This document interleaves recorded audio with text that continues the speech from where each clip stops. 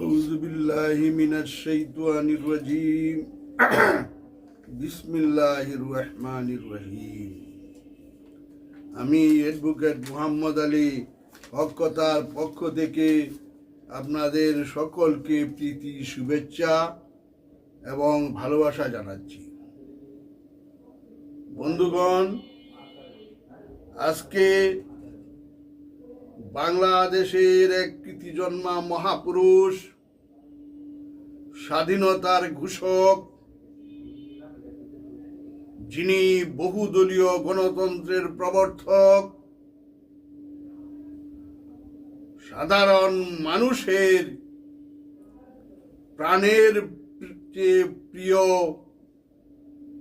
শহীদ president Ziaur রহমানের ৯০তম জন্মবার্ষিকী। ১৯৩৬ সনে তিনি বগুড়া জেলার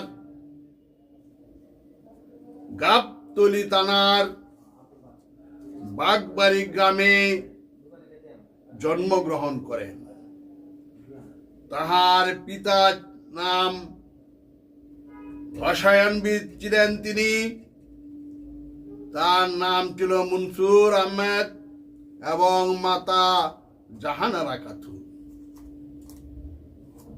জিয়াউর রহমানের ডাক নাম ছিল কমল।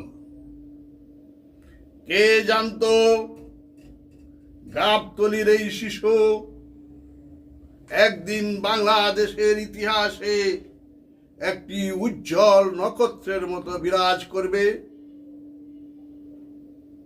বাংলাদেশের প্রয়োজনে, এদেশের জনগণের প্রয়োজনে, এদেশের স্বাধীনতার প্রয়োজনে, সার্বভৌমত্বের প্রয়োজনে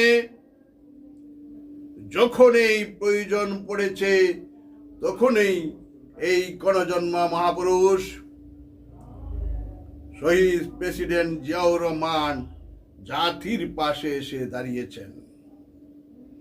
বন্ধুগণ, ১৯৭১ সনের সেই মহান কালো রাত্রি